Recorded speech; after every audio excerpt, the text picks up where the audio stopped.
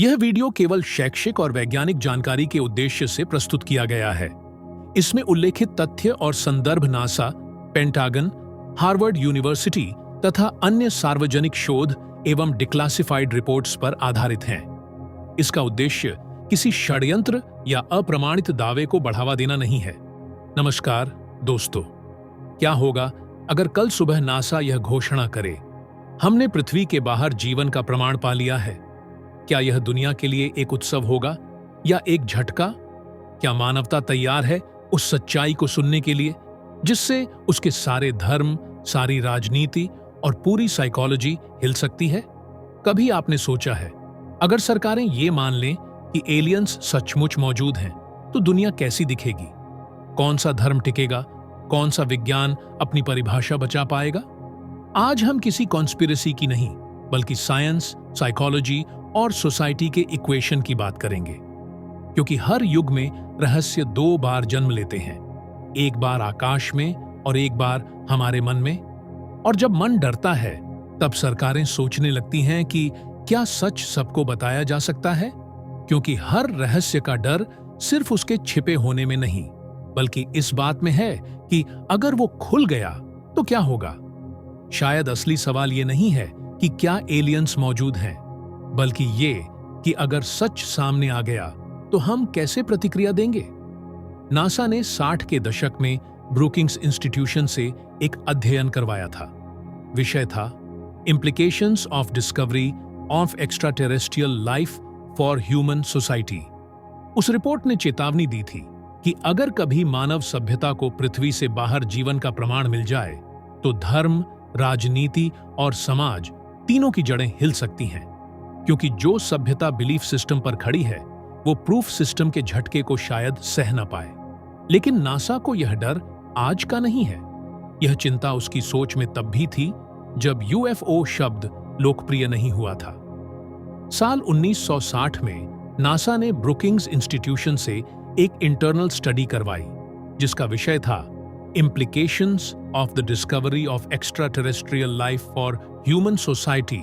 उस रिपोर्ट में लिखा गया था, अगर किसी विदेशी जीवन के सबूत कभी खोजे जाते हैं, तो इसका अचानक खुलासा धार्मिक और सामाजिक संरचनाओं को अस्थिर कर सकता है। यानी नासा जानता था कि सच्चाई अगर एकदम सामने रख दी गई, तो पूरी मानव सभ्यता मानसिक और सांस्कृतिक झटके में जा सकती है। इसलिए उस रिपोर्ट ने सुझाव दिया, ऐसे किसी प्रमाण को तुरंत जनता से साझा न किया जाए जब तक समाज उस सच्चाई को संभालने के लिए तैयार न हो। यानी नासा के भीतर भी यह समझ थी कि कभी कभी सच्चाई को छिपाना धोखा नहीं, बल्कि सभ्यता की सुरक्षा का तरीका होता है। सोचिए, हजारों सालों से हम आकाश को दिव्यता का प्रतीक मानते आए हैं। अगर वही आकाश किसी और सभ्यता का घर निकला, तो हमारी प्रार्थनाएं किस ओर जाएंगी? हमारी मान्यताएं किस पर टिकेंगी? हार्वर्ड की modern risk and infodemic studies कहती हैं, जब कोई सच्चाई बहुत बड़ी होती है, तो मानव मस्तिष्क इंफॉर्मेशन ओवरलोड से कॉग्निटिव केओस में चला जाता है। यानी सच सामने आने से पहले हमारी सोच ही टूट सकती है। इसलिए कई विशेषज्ञ मानते हैं, सरकारें शायद सच को छिपा नहीं रहीं, बल्कि उस समय का इंतजार कर रही हैं जब मानवता उस सच्चाई को डर नहीं, समझ के साथ सुन सके। कभी कभी रहस्य छिपाना साजिश नहीं होता, बल्कि सुरक्षा का तरीका होता है। क्योंकि डर एलियंस से नहीं है, डर है उन इंसानों से जो अभी तक अपने भीतर के अंधकार से ही नहीं निपट पाए। लेकिन अब डर के परे जाकर देखें तो साक्ष्य खुद बोलते हैं, और वहीं से शुरू होता है आधुनिक युग का पहला आधिकारिक खुलासा। लेकिन अब सवाल उठता है, अगर सरकारें सचमुच सावधान हैं, तो क्या उनके पास ऐसा कोई ठोस कारण है जो उन्हें खुलासा करने से रोकता है? और यहीं से इस कहानी का वैज्ञानिक अध्याय शुरू होता है। 25 जून 2021 अमेरिकी कांग्रेस के सामने एक रिपोर्ट रखी गई, primary assessment unidentified aerial phenomena. इसमें 144 घटनाओं का विश्लेषण था, जहां अज्ञात उड़ती वस्तुओं को मॉडर्न रेडार, इंफ्रारेड सेंसर्स और ट्रेन्ड मिलिट्री पायलट्स ने रिकॉर्ड किया था। पेंटागन ने खुद स्वीकार किया, इन 143 out of 144 cases, we found no explanation. यानी 143 घटनाएं ऐसी थीं जिन्हें न किसी देश की टेक्नोलॉजी से न किसी प्राकृतिक घटना से जोड़ा जा सका। और यह कोई अफवाह नहीं थी, बल्कि United states office of the director of national intelligence की ऑफिशियल वेबसाइट पर पब्लिकली मौजूद रिपोर्ट थी। यहीं पर पहली बार सरकारी स्तर पर यह माना गया कि हमारे आसमान में कुछ ऐसा है जो हमारी समझ से बाहर है। तो अब सवाल ये नहीं रह गया कि क्या वो है, बल्कि ये कि क्यों हमें अब तक नहीं बताया गया। और जब इस रिपोर्ट ने पूरी दुनिया में हलचल मचाई, तब एक और रहस्य सामने आया कि पेंटागन के भीतर सालों से एक गुप्त कार्यक्रम चल रहा था जो इन घटनाओं की छानबीन पहले से कर रहा था। यानी जिस सच को दशकों तक फाइलों में बंद रखा गया था, अब वही सच खुद अपनी जगह ढूंढने लगा था, वैज्ञानिकों की आंखों और जनता की जिज्ञासा के बीच। नासा कहता है यूएपीएस यानी अनआइडेंटिफाइड एरियल फिनोमिना को समझने के लिए हमें बेहतर डेटा चाहिए, न कि बेहतर स्टोरीज। यह एक छोटा सा वाक्य है, लेकिन इसके भीतर विज्ञान की पूरी ईमानदारी छिपी है, क्योंकि इसका मतलब है विज्ञान अब इन घटनाओं को अंधविश्वास या मजाक नहीं मानता, बल्कि यह स्वीकार कर चुका है कि कुछ है जिसे हमने अभी समझा नहीं। सन 2023 में नासा की यूएपी इंडिपेंडेंट स्टडी टीम ने एक विस्तृत रिपोर्ट जारी की। उस रिपोर्ट में लिखा गया, अब यह चर्चा वर्जित नहीं बल्कि वैज्ञानिक है। यानी पहली बार नासा ने कहा, अब ये सवाल टैबू नहीं बल्कि टेस्टेबल है। टीम ने सैकड़ों नागरिक रिपोर्टों, रेडार डेटा, सैटेलाइट ऑब्जर्वेशन और ऑप्टिकल एविडेंस का अध्ययन किया। हर केस को साइंटिफिकली क्रॉस चेक किया गया और फिर एक शांत मगर गहरा निष्कर्ष निकला। अब तक कोई निर्णायक सबूत नहीं, लेकिन कुछ पैटर्न्स हैं जिन्हें नजरअंदाज नहीं किया जा सकता। यही वह पल था जब विज्ञान ने कहा, हमारे पास सारे उत्तर नहीं हैं, लेकिन अब हम सवालों से भागेंगे भी नहीं। यानी साइंस अब डिनाई नहीं कर रहा बल्कि ऑब्जर्व कर रहा है। नासा ने जब यह कहा कि अब सवाल वर्जित नहीं बल्कि वैज्ञानिक हैं, तो एक और दिलचस्प सच्चाई सामने आई कि सरकारें भी सालों से इन घटनाओं को चुपचाप स्टडी कर रही थीं। सन 2007 से 2012 तक अमेरिकी रक्षा विभाग के भीतर एक सीक्रेट प्रोग्राम चला जिसका नाम था AATIP, advanced aerospace threat identification program. इस प्रोग्राम का काम था यूएफओ एनकाउंटर्स और अनएक्सप्लेन्ड एरियल फेनोमेना की जांच करना। इसका नेतृत्व कर रहे थे लुइस एलिजोंडो, जो एक सीनियर इंटेलिजेंस ऑफिसर थे। उन्होंने बाद में इस्तीफा देकर सार्वजनिक रूप से कहा, the phenomena are real and they are being studied. यानी सरकारें जानती थीं कि आसमान में कुछ ऐसा चल रहा है जिसे एक्सप्लेन नहीं किया जा सकता। एलिजोंडो ने रेजिग्नेशन के बाद 3 वीडियोस भी जारी किए, फ्लाईआर-1, गिम्बल और गो फास्ट, जो यूनाइटेड स्टेट्स नेवी के पायलट कॉकपिट से रिकॉर्ड हुए थे। इन वीडियो में कुछ ऑब्जेक्ट ऐसे दिखाई दिए जो हवा में अचानक दिशा बदलते हैं, गति बढ़ाते हैं और रेडार लॉक से बाहर निकल जाते हैं बिना किसी प्रोपल्शन ट्रेल के। सबसे खास बात, 27 अप्रैल 2020 को United states department of defence ने खुद इन तीनों वीडियो को ऑथेंटिक एंड अनक्लासिफाइड घोषित किया।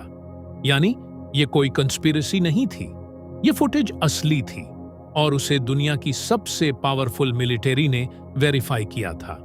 अब सवाल उठता है, अगर ये सब वर्षों पहले स्टडी हो रहा था, तो नासा की 2023 की रिपोर्ट पहली साइंटिफिक जांच नहीं बल्कि एक पब्लिक एक्नॉलेजमेंट थी, उस रिसर्च की जो सरकारें पहले से कर रही थीं। यहीं से साइंस और सीक्रेसी की रेखा धुंधली होने लगती है, क्योंकि हर रहस्य का पहला कदम अस्वीकार नहीं, अवलोकन होता है। और जब सरकारों ने आंख फेरी, तो विज्ञान ने अपनी दूरबीन उठाई। हार्वर्ड यूनिवर्सिटी के एस्ट्रोफिजिसिस्ट प्रोफेसर अवी लोब ने एक सवाल उठाया जो किसी गवर्नमेंट रिपोर्ट से भी बड़ा था। अगर आसमान में कुछ है, तो क्या हम सचमुच उसके सबूत को पहचान पाएंगे? इसी सवाल से जन्म हुआ द गैलीलियो प्रोजेक्ट। इस प्रोजेक्ट का उद्देश्य था ऐसे इंटरस्टेलर ऑब्जेक्ट्स की साइंटिफिक जांच करना जो हमारे सोलर सिस्टम से बाहर से आए हों। साल 2017 में ऐसा ही एक ऑब्जेक्ट हमारी कक्षा से गुजरा जिसका नाम था ओमुआमुआ। वो न तो किसी धूमकेतु जैसा था, न किसी एस्ट्रॉयड जैसा। उसकी गति, दिशा और चमक तीनों हमारे फिजिक्स के दायरे से थोड़े परे थे। एवी लोब और उनकी टीम ने यह नहीं कहा कि यह एलियन प्रोब था। उन्होंने बस यह कहा, अगर हम हर अनजान चीज को सिर्फ नेचुरल कहकर टाल देंगे तो शायद हम वो सच कभी नहीं देख पाएंगे जो टेलीस्कोप के पार है। फिर 2023 में लोब की टीम ने पैसिफिक ओशन के नीचे से एक रहस्यमयी धातु के टुकड़े निकाले जिन्हें उन्होंने नाम दिया IM-1 डेब्रिस। इन टुकड़ों की आइसोटॉपिक कॉम्पोजिशन पृथ्वी की किसी भी धातु से मेल नहीं खाती थी। हार्वर्ड गैलीलियो प्रोजेक्ट के वैज्ञानिकों ने लिखा, this material could be of Interstellar origin, यानी यह संभव है कि यह किसी और तारामंडल से आया हो। लोब कहते हैं, असाधारण दावे के लिए असाधारण साक्ष्य की आवश्यकता होती है, यानी क्यूरियोसिटी को प्रमाण चाहिए और प्रमाण के लिए ओपननेस। यही तो विज्ञान की सबसे खूबसूरत बात है। यह न ब्लाइंड बिलीफ है, न ब्लाइंड डिनायल। यह वह जगह है जहां जिज्ञासा भी जीवित रहती है और सत्य की गरिमा भी। नासा कहता है, हम सबूत खोज रहे हैं। अवी लोब कहते हैं, हम ओपननेस से खोज रहे हैं। और यहीं पर साइंस और मिस्ट्री एक ही ब्रह्मांड में सांस लेने लगते हैं, क्योंकि कभी कभी सच टेलीस्कोप के पार नहीं, हमारे परसेप्शन के पार होता है। जैसा कि एस्ट्रोबायोलॉजिस्ट कार्ल सैगन ने कहा था, the universe is not only stranger than we imagine, it is stranger than we can imagine. लेकिन इस खोज की गूंज सिर्फ लैब तक नहीं रुकी। कुछ दस्तावेज ऐसे भी हैं जो कभी क्लासिफाइड थे और अब खुले आसमान की तरह सबके सामने हैं। अब आते हैं उन दस्तावेजों पर जो कभी क्लासिफाइड थे लेकिन अब खुले में हैं, यानी वो हिस्से जिन्हें सरकारों ने खुद दुनिया के सामने रखा ताकि सवाल मिटे नहीं बल्कि और गहरे हो जाए। अमेरिका के पेंटागन ने हाल के वर्षों में एक विशेष संस्था बनाई, AARO यानी ऑनल डोमेन अनोमाली रिजोल्यूशन ऑफिस। इस दफ्तर का काम है आसमान, समुद्र और अंतरिक्ष में दिखने वाली अनआइडेंटिफाइड एनोमलीज की जांच करना। हर साल AARO एक आधिकारिक रिपोर्ट जारी करता है और उसमें वो साफ लिखते हैं, UAPs मौजूद हैं लेकिन उत्पत्ति अज्ञात है। ध्यान दीजिए, ये शब्द किसी YouTube थ्योरी के नहीं बल्कि United states department of defence की ऑफिशियल वेबसाइट AARO.mil से लिए गए हैं। यानी सरकार खुद स्वीकार करती है, हम कुछ देख रहे हैं पर अभी यह नहीं जानते कि वो क्या है। इसी तरह नासा के टेक्निकल रिपोर्ट सर्वर पर आज भी ऐसी ऐतिहासिक फाइलें मौजूद हैं जिनके नाम हैं project blue book, UAP task force और कई अन्य। ये वही दस्तावेज हैं जो दिखाते हैं कि 1950 के दशक से ही सरकारें इन रहस्यमय घटनाओं को रिकॉर्ड कर रही थीं, वो भी हर ऑब्जर्वेशन के मिन्यूट डिटेल के साथ।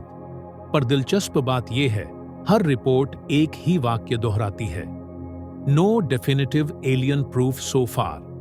तो फिर सवाल उठता है, अगर कोई ठोस प्रमाण नहीं मिला तो सरकारें इसे इतनी गंभीरता से क्यों ले रही हैं? उत्तर सीधा है, क्योंकि unknown objects in known air space बराबर है पोटेंशियल रिस्क, और रिस्क हमेशा दो तरह का होता है, एक भौतिक और एक मनोवैज्ञानिक। भौतिक इस अर्थ में कि कोई भी अज्ञात वस्तु किसी देश की सुरक्षा या हवाई सीमा के लिए प्रश्न बन सकती है, और मनोवैज्ञानिक इस अर्थ में कि अगर जनता को एक ही दिन में सब कुछ बता दिया गया तो डर, भ्रम और अराजकता तीनों साथ आ सकते हैं। यानी सरकारें शायद एलियन ट्रूथ से नहीं बल्कि ह्यूमन रिएक्शन से सावधान हैं, क्योंकि जब डर आसमान में नहीं दिमाग में पलता है तो हर उड़ती हुई रोशनी एक खतरे की शक्ल ले लेती है। हर दस्तावेज के बीच छिपा सवाल एक ही था, अगर सच खुल गया तो क्या सभ्यता टूट जाएगी? यही वह मनोवैज्ञानिक डर है जो हर सरकार के निर्णय के पीछे छिपा रहता है। हर देश की लीडरशिप यह जानती है कि अगर किसी दिन वे ऑफिशियली कह दें हम अकेले नहीं हैं, तो इंसान का भरोसा पहले खुद की सीमाओं पर से उठ जाएगा। धर्मों में संशय फैलेगा, विज्ञान को नई परिभाषा बनानी पड़ेगी और सत्ता पर प्रश्न उठेंगे। अगर कोई और हमसे आगे है तो हमारी शक्ति का अर्थ क्या रह जाएगा? यही कारण है डिस्क्लोजर को टाला नहीं जा रहा, बल्कि नियंत्रित किया जा रहा है, क्योंकि सरकारें एलियन से नहीं, पैनिक से डरती हैं, और पैनिक हमेशा इग्नोरेंस की कोख से जन्म लेता है। पर सोचिए, अगर यह सब झूठ होता तो नासा, पेंटागन और हार्वर्ड जैसे संस्थान अनआइडेंटिफाइड एरियल फिनोमिना के लिए विशेष रिसर्च टीम्स क्यों बनाते? क्यों यूनाइटेड स्टेट्स कांग्रेस में इस पर हियरिंग्स होती? क्यों पायलट्स को यूएपी रिपोर्टिंग ऑफिस में अपनी साइटिंग्स दर्ज करने के निर्देश दिए गए? क्योंकि कुछ है जो हमारी फिजिक्स की परिभाषाओं के पार है, और जब साइंस यह कहने को मजबूर हो जाए कि वी डोंट नो येट, वहीं से शुरू होता है असली रहस्य। पर कभी कभी विज्ञान की आंखें वो देख लेती हैं जो धर्म 1000 साल पहले कह चुका था। क्या यह वही शक्ति है जिसे हमारे प्राचीन ग्रंथों ने देवता कहा? क्या वे देवता जिन्हें आकाश से उतरते हुए दिखाया गया वास्तव में किसी कॉस्मिक सिविलाइजेशन के यात्री थे? आज का विज्ञान उसी दिशा में बढ़ रहा है जहां आध्यात्मिकता सदियों से खड़ी है। हम अकेले नहीं हैं। शायद अब विज्ञान और अध्यात्म दोनों एक ही वाक्य बोलने लगे हैं। हम खोज रहे हैं अपने स्रोत को। शायद असली डर आसमान में नहीं, हमारे भीतर है। सरकारें शायद एलियंस से नहीं डरती, बल्कि हमारी अधूरी चेतना से, क्योंकि जब तक इंसान हर अनजान चीज को खतरा समझता रहेगा, तब तक सच उसके सामने खड़ा होकर भी अदृश्य रहेगा। हम कहते हैं हम एलियंस को ढूंढ रहे हैं, पर शायद ब्रह्मांड इंतजार कर रहा है कि पहले इंसान खुद को ढूंढ ले, क्योंकि जिस दिन हमने सच में आसमान में किसी और सभ्यता को पहचान लिया, उसी दिन हमें अपने भीतर के अंधकार से भी नजरें मिलानी पड़ेंगी, अपने अहंकार, अपने भय और अपने सीमित ज्ञान से। और यही है वो हिडन साइंटिफिक ट्रूथ। डर एलियंस का नहीं है, डर है अपने आप से सामना करने का, क्योंकि अगर कोई और सभ्यता सचमुच वहां बाहर है तो वो शायद हमसे ज्यादा शांत, ज्यादा इवॉल्व्ड और ज्यादा जागरूक है। और तब सवाल यह नहीं रहेगा कि क्या हम अकेले हैं, बल्कि यह, क्या हम तैयार हैं? The fear is not about aliens, the fear is about us.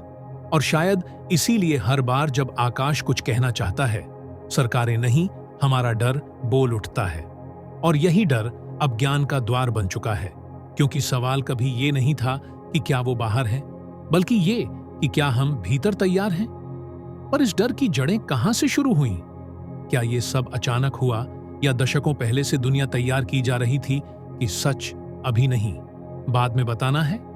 अब हम चलेंगे समय के पीछे, वहां जहां यह रहस्य जन्म ले रहा था। साल था 1947। दुनिया अभी अभी दूसरे विश्व युद्ध के घावों से उभरने की कोशिश कर रही थी। मानवता थक चुकी थी, पर आसमान में एक नया अध्याय लिखने वाला था। उसी साल जुलाई के महीने में न्यू मैक्सिको के शांत रेगिस्तानी कस्बे रोसल में कुछ ऐसा हुआ जिसने इतिहास की दिशा बदल दी। एक स्थानीय किसान ने सुबह सुबह अपने खेत में चमकते हुए धातु के अजीब से टुकड़े देखे, जिनकी बनावट किसी विमान, किसी मिसाइल या किसी जानी पहचानी चीज जैसी नहीं थी।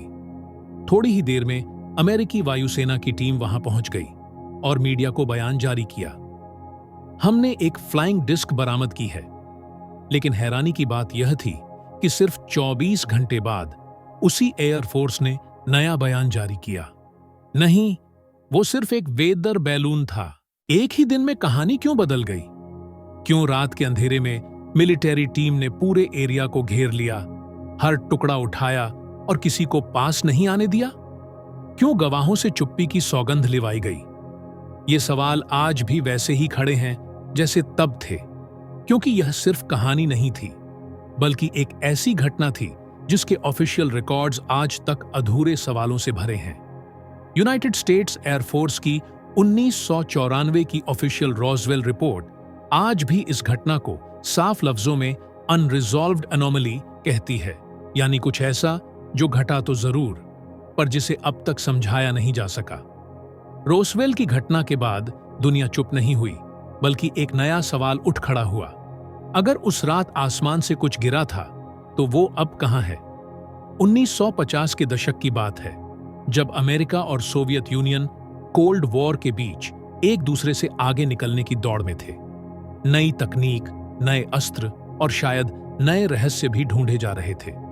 नेवादा के तपते रेगिस्तान के बीचों बीच, जहां न शहर था न जनता, बस रेत और सन्नाटा, वहां बनाई गई एक मिलिट्री बेस जिसके चारों ओर फैला हुआ था सिर्फ रहस्य। उसका नाम रखा गया एरिया 51। सालों तक सरकार ने इस बेस के अस्तित्व से इनकार किया। हर बार सवाल उठा तो बस एक शब्द मिला, क्लासिफाइड। फिर 2013 में CIA के एक डिक्लासिफाइड डॉक्यूमेंट ने पहली बार कबूल किया, हां, एरिया 51 वास्तव में मौजूद है। लेकिन अब सवाल था, वहां होता क्या है? सैटेलाइट इमेजेस और लीक्ड एम्प्लॉइज की गवाही के मुताबिक वहां ऐसी टेक्नोलॉजीज की टेस्टिंग की गई जो अपने समय से दशकों आगे थीं, जैसे advanced propulsion systems, anti gravity experiment और अज्ञात मटेरियल की रिवर्स इंजीनियरिंग। लेकिन हर रिसर्च फाइल का अंत एक ही शब्द पर होता है, टॉप सीक्रेट। कई पूर्व साइंटिस्ट्स ने संकेत दिए कि वहां मिलने वाले कुछ धातु के नमूने नॉन ह्यूमन ऑरिजिन के हो सकते हैं, पर कोई भी ऑफिशियल सोर्स अब तक खुलकर कुछ नहीं बोल सका। यानी एरिया 51 सिर्फ एक बेस नहीं, बल्कि वो दहलीज है जहां साइंस और मिस्ट्री एक साथ खड़े नजर आते हैं, जहां हर दीवार पर लिखा है, you don't have the clearance to know. लेकिन रहस्य सिर्फ अमेरिका की जमीन तक सीमित नहीं थे। आसमान वही था, पर अब गवाह बदलने वाले थे। साल था 1980। इंग्लैंड के शांत जंगलों में रेंडलशम फॉरेस्ट नाम के इलाके में रात के आसमान में कुछ ऐसा दिखाई दिया जिसने ब्रिटिश एयरफोर्स के अफसरों को भी हैरान कर दिया।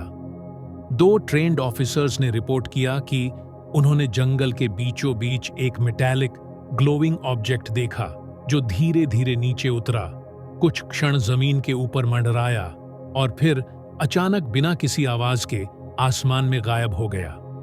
अगली सुबह उस जगह पर जली हुई मिट्टी, रेडियो एक्टिविटी के ट्रेसेस और टूटे हुए पेड़ों के निशान पाए गए। लेकिन मिलिट्री इन्वेस्टिगेशन ने फाइल को अनएक्सप्लेन्ड कहकर बंद कर दिया। United kingdom ministry of defence की यह फाइल आज भी सार्वजनिक रूप से मौजूद है। अधिकारियों ने अपने आधिकारिक बयान में कहा, वो कोई विमान नहीं था, उसकी हरकतें फिजिक्स के सभी नियमों के खिलाफ थीं। अब जरा सोचिए, एक ट्रेन्ड मिलिट्री पायलट जो रोज हाई स्पीड जेट्स उड़ाता है, अगर कहे कि मैंने जो देखा वो मानव तकनीक नहीं थी, तो क्या हम उसे इमेजिनेशन कह सकते हैं? शायद नहीं, क्योंकि जब सैनिकों की आंखों में रहस्य उतरता है तो कल्पना नहीं, इतिहास लिखा जाता है। और फिर 2 दशक बाद, जंगलों के उस रहस्य के बाद, कहानी समंदर की ओर मुड़ी। अब गवाह थे वो लोग जो आसमान को नहीं, बल्कि क्षितिज के हर इंच को पढ़ते हैं। यूनाइटेड स्टेट्स नेवी के ट्रेन्ड फाइटर पायलट्स। नवंबर 2004, अमेरिकी नौसेना का एक अत्याधुनिक जहाज USS निमित्ज पैसिफिक ओशन में रूटीन ट्रेनिंग पर था।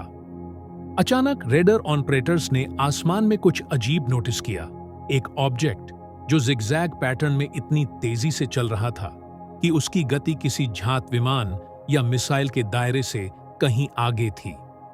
जेट पायलट कमांडर डेविड फ्रेवर को उसे इंटरसेप्ट करने भेजा गया।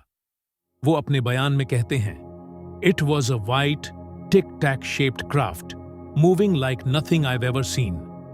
वो ऑब्जेक्ट कुछ सेकंड के लिए हवा में स्थिर हुआ, फिर अचानक दिशा बदली, ऐसे जैसे ग्रेविटी उसके लिए कोई नियम ही ना हो।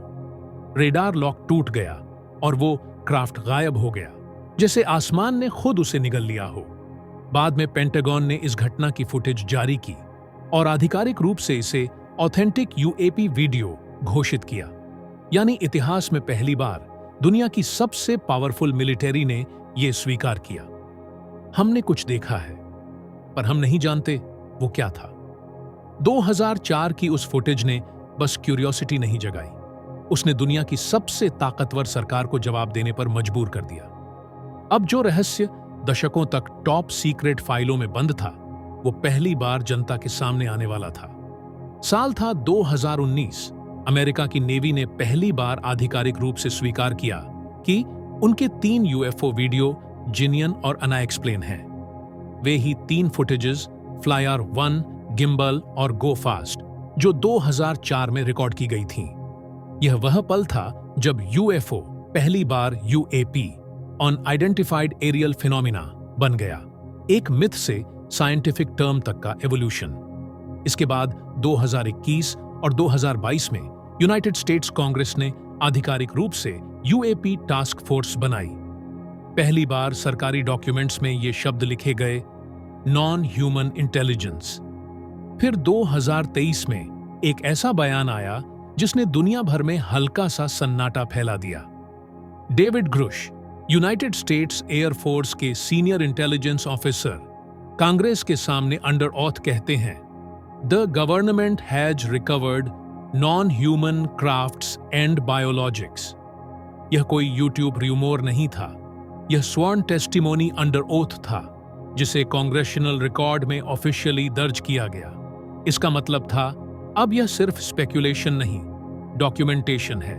यानी कॉन्स्पिरेसी थ्योरी अब क्लासिफाइड रियलिटी में बदल रही थी। और दिलचस्प बात यह है, यह घटनाएं सिर्फ अमेरिका तक सीमित नहीं रहीं। अब वही अनदेखी रोशनी रूस, चीन और भारत के आसमानों में भी दिखने लगी थी। क्योंकि जब रहस्य आसमान में चलता है तो उसकी सीमा किसी नक्शे से तय नहीं होती। वो हर देश, हर भाषा, हर आंख तक पहुंच जाता है। ये रहस्य अब पूरी मानव सभ्यता का हो चुका है। रूस के आसमान से शुरुआत करें। 1990 और 2000 के दशक में रूसी वायुसेना के कई पायलटों ने रिपोर्ट दर्ज की, ऐसे क्राफ्ट्स की जो रेडार पर आते जाते रहे, जिनकी दिशा, गति और मैनूवर किसी भी जात विमान से मेल नहीं खाती थी। रक्षा मंत्रालय की इंटरनल ब्रीफिंग्स में उन वस्तुओं का उल्लेख इस तरह किया गया, objects of unknown origin, not hostile but beyond known physics. यानी वे कोई हमला नहीं कर रहे थे, लेकिन उनकी तकनीक हमारे फिजिक्स के नियमों से परे थी। फिर नजर चीन पर डालिए।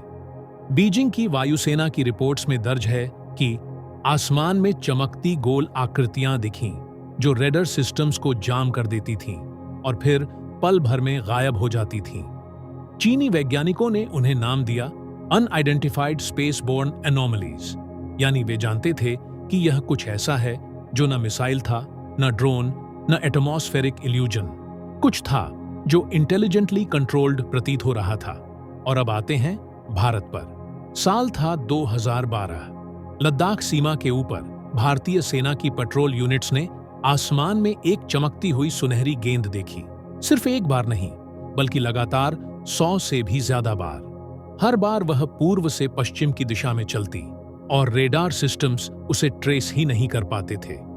उस समय की सेना की इंटरनल रिपोर्ट को बाद में ब्रिटेन के द टेलीग्राफ ने 2013 में प्रकाशित किया, जिसमें लिखा था कि object neither meteorological balloon nor drone, movement indicates intelligent control. भारतीय खगोल भौतिकी संस्थान ने इसे वेदर बलून बताने की कोशिश की, पर डेटा ने साफ किया कि उसकी गति और समयबद्धता मानव निर्मित नहीं थी। यानी अब यह केवल किसी एक देश का रहस्य नहीं, यह एक वैश्विक घटना बन चुकी है। हर देश देख रहा है, पर हर देश चुप है। और यही चुप्पी सबसे ज्यादा बोलती है।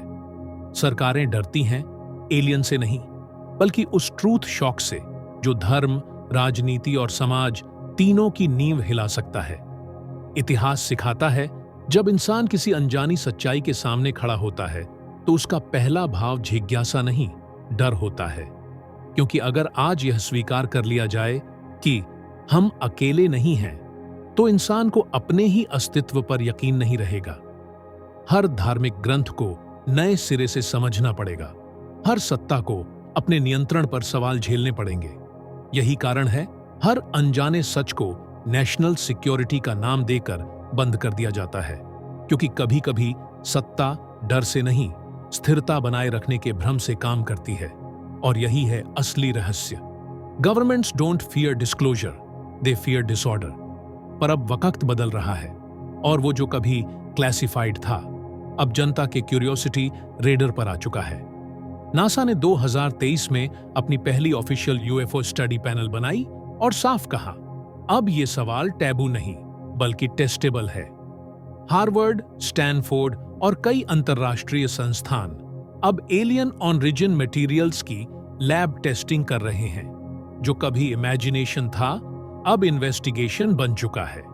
कांग्रेस की हियरिंग में पहली बार ये शब्द दर्ज हुए, the public has a right to know, यानी अब रहस्य को नहीं, सत्य को छिपाना मुश्किल होता जा रहा है, क्योंकि सत्य की गति को कोई रोक नहीं सकता। वो हवा की तरह रास्ता ढूंढ ही लेती है। और शायद वो दिन दूर नहीं जब हर क्लासिफाइड फाइल एक कॉस्मिक मिरर बन जाएगी, जिसमें हम पहली बार खुद को बाहर से देखेंगे। रोसवेल से लेकर एरिया 51 तक हर दस्तावेज, हर रिपोर्ट, हर प्रयोग एक ही संदेश दे रहा है, कुछ तो है जो इंसान की समझ से परे है। सरकारें जो छिपा रही हैं वो कोई डरावना राज नहीं, बल्कि इंसानियत की एक नई परिभाषा है। क्योंकि अगर हम सच में अकेले नहीं हैं, तो इसका मतलब है ब्रह्मांड हमेशा से संवाद कर रहा था, बस हमारी फ्रीक्वेंसी गलत थी। सच को कोई रोक नहीं सकता, वो केवल टल सकता है। और जब समय आएगा तो आसमान खुद बोलेगा, यू वर नेवर अलोन। और शायद इसीलिए हर बार जब आकाश कुछ कहना चाहता है, सरकारें नहीं, हमारा डर बोल उठता है। अगर इस खोज ने आपके भीतर भी वही सवाल जगाया है जो हमारे आसमान में तैर रहा है, तो इस यात्रा को यहीं मत रोकिए। कमेंट में बताइए, आपके अनुसार सबसे बड़ा डर क्या है, एलियन से मिलना या खुद से मिलना? अगर ये बात आपके मन को छू गई तो इस वीडियो को लाइक करिए, शेयर करिए और सोल साइंस को सब्सक्राइब करिए, ताकि जब अगली कॉस्मिक जर्नी शुरू हो आप पहले से तैयार हों। क्योंकि सच कभी खोता नहीं, वो बस उनकी प्रतीक्षा करता है जो जानने से ज्यादा समझने की हिम्मत रखते हैं। Thank you.